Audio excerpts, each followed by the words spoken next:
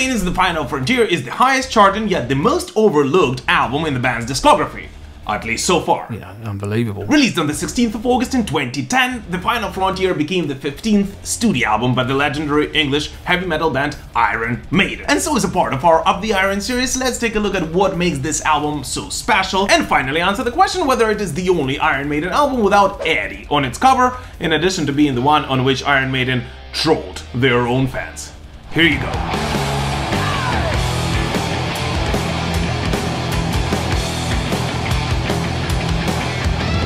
Very quick, before we start, as always, please do not hesitate to comment on anything you hear or see in this video, and especially if you disagree with me, cause the whole point of our Up the Iron series is of course to start a conversation. But alright, let's do it. The Final Frontier is one of the 4 Iron Maiden albums on which the band's founder and bassist Steve Harris receives the writing credit for each song on the record, yet out of all of them only one has been written by him solely.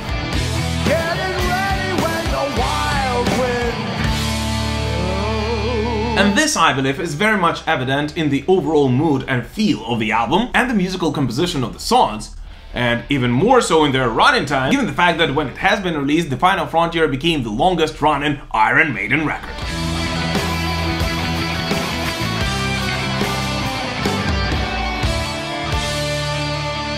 By the way, both albums which followed so far were significantly longer than that one. But anyways, the band themselves said multiple times that this album is the greatest departure from their traditional sound, and possibly the bravest and the most experimental record they have released by then.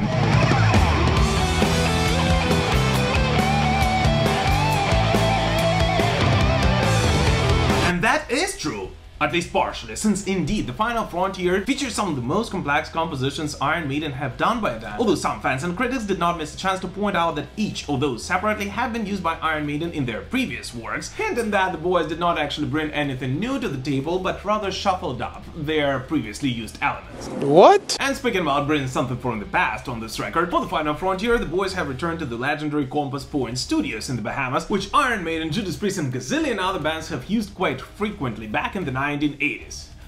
And to the boys' surprise, it looked like their album Somewhere in Time, which by the way was partially recorded there as well, became somewhat prophetic since the studio has been caught somewhere back in time. The place hadn't really changed at all. Cigars were still smoking in the ashtray, you know, unfinished beers from 1983 still there.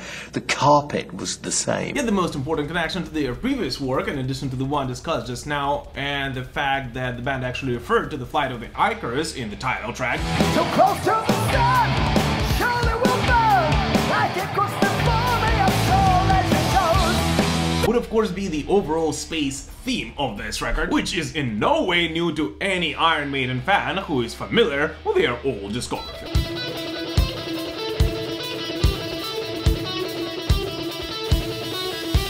Yet this time the boys explored the theme of space in a much more sinister and dark way, and not only visually but also musically, and what is much more important, lyrically as well.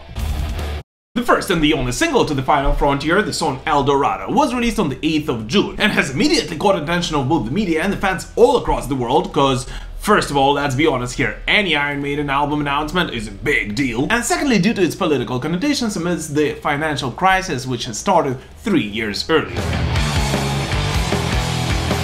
Gotta tell you a story on a cold winter's night. According to Bruce Dickinson himself, El Dorado has a cynical lyric about the economic crap that's been happening. It seemed a bit like a perfect storm. People were borrowing money like crazy. I thought this is really going to screw people up. And sure enough, we're all in a deep doo-doo. It's about selling somebody the myth that the streets are paved with gold. And I'm asking, where do I sign up?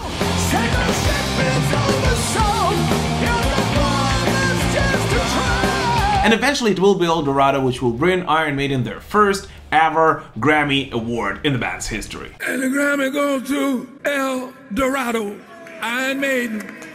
Yes, after 3 unsuccessful nominations for Fear of the Dark, The Wicker Man and Blood Brothers, one of the biggest heavy metal bands of all times finally received their first ever heavy metal Grammy. And here I just wanted to point out that after rewatching a gazillion of interviews by the boys from those days, I, for some reason, got a strong feeling that Steve Harris and the team were actually not 100% sure that the musical experiments they were trying out on the Final Frontier actually worked out the way they wanted them to. And maybe that's why Steve Harris, after receiving the Grammy Award, actually was a little surprised that Iron Maiden have gotten a Grammy Award for the song, which clearly wasn't one of their strongest ones. And just to clarify, these are his words, not mine.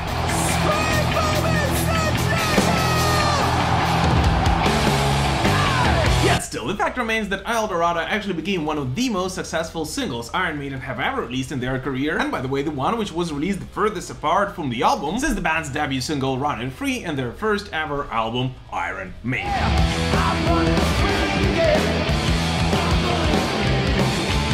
This, according to the band's frontman Bruce Dickinson, was because the band was scheduled to go on the first leg of the tour in 2010, which officially was not yet in support of the Final Frontier album. Yet the guys still wanted to make their fans excited for the upcoming record, and therefore they released their first single prior to hitting the road and before the second leg of the tour, on which Iron Maiden have included 5 songs from the Final Frontier in the setlist.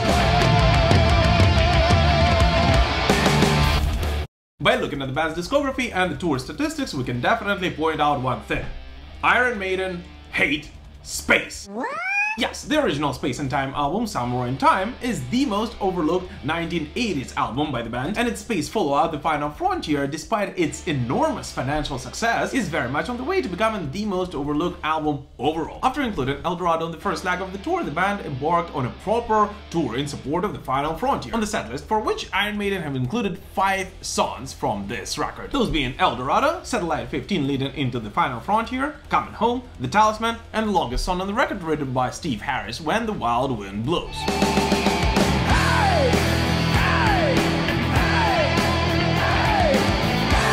No other songs from the Final Frontier have ever been played live, and even more than that, even those songs were never played live after the Final Frontier tour finished, which actually makes the Final Frontier the only album in the Iron Maiden discography, the songs on which were never played live on a tour other than the one on its support, on which you kinda have to play those.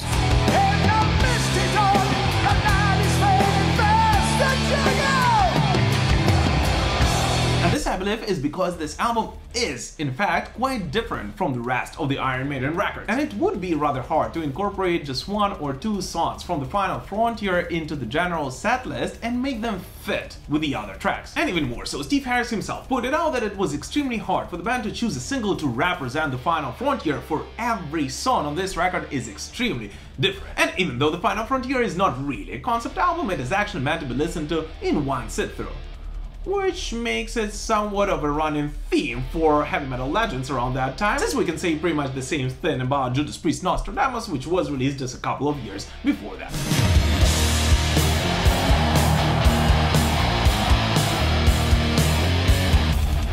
During this little break, I'd like to explain a little fact about our Of the Iron series and this specific video. Those who are not new to the channel know that I usually try to release those videos about specific albums on their birthday. Yes, that's true. Yes, this video is being released a little later because of the Final Frontier's birthday. I, just like almost every day, got interrupted several times by the air raid sirens. Yes, air raid sirens in the 21st century in the middle of Europe. So please continue supporting Ukraine in any way you possibly can, so that all metalheads in Ukraine can do metal videos instead of thinking how to protect their lives and their families. Iron Maiden invited the artist Melvin Grund once again to provide the album artwork for the Final Frontier, an artist who should be very much familiar to any Iron Maiden fan for his work on Fear of the Dark and Virtual Eleven. The artwork itself, of course, features several dead aliens, a wrecked spaceship, and a central figure of the band's longtime mascot, Eddie.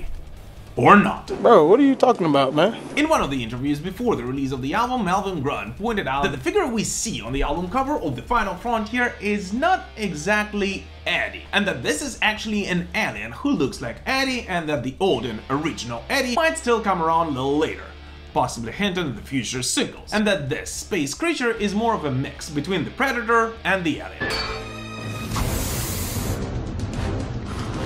By the way, before settling on the final look, the creature actually had a much more friendly looking face, and it was actually Iron Maiden who asked the Grund to add all those wounds and burn effects to it, which I guess could be possible due to the fact that by then they already had in mind the idea for the only video for this album.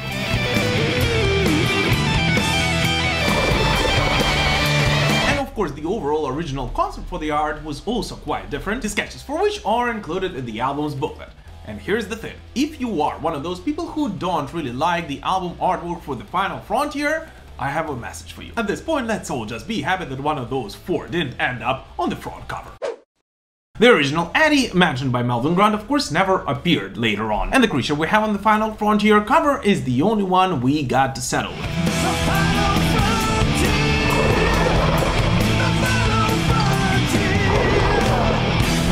So once and for all, let's just settle the debate of whether it is Eddie or not on the cover of the Final Frontier. Here's the thing, no matter which camp you personally belong to, you are actually right. Because no, this is not Eddie, meaning this is not the Eddie we know from the previous album artwork, so not the Eddie who fought Margaret Thatcher and not the one who got his brain removed on Peace of Mind. And at the same time, yes, it is Eddie, just not the one we know from the previous covers, but rather is his incarnation in a completely different body from outer space and unknown planet, who might as well live parallel to the Eddie we know from the Earth. Because I mean, come on, Iron Maiden would never have fought anybody else on stage, would they?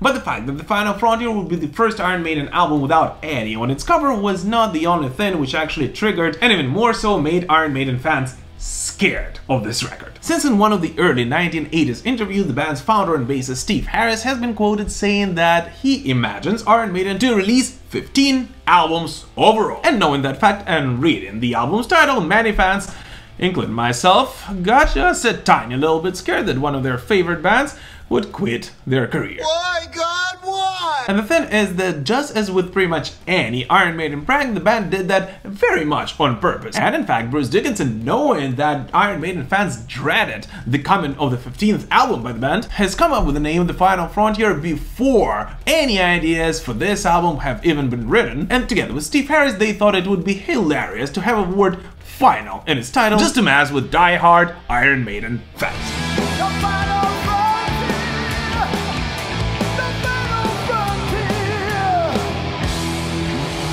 By the way, regarding that old Steve Harris interview, I just have to point out that the fact that he said that he imagines Iron Maiden to release only 15 studio albums is like a legend of some sort. It is just one of those things that you as an Iron Maiden fan just know. And to be honest with you, I don't even remember when I heard it first. It's just like one of those facts that you know. You simply do. But the thing is that I personally have never actually seen that interview, and I've watched a lot of Iron Maiden interviews. So if you are one of those people who owns a copy, or at least you know where to find one, please let us know in the comments. First of all, I simply would absolutely love to watch an interview I've never seen before, and secondly, any comment, in fact, helps to showcase this video to more and more Iron Maiden fans.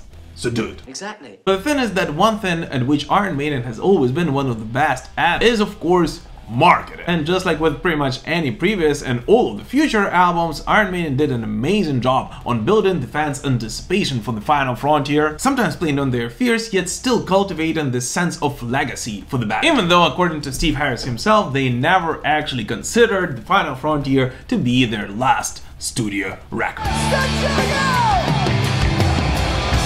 And that, of course, at least partially helped The Final Frontier by Iron Maiden to chart at #1 in 28 countries, get them their first ever Grammy Award, and become the highest charting album the band has ever had in the United States.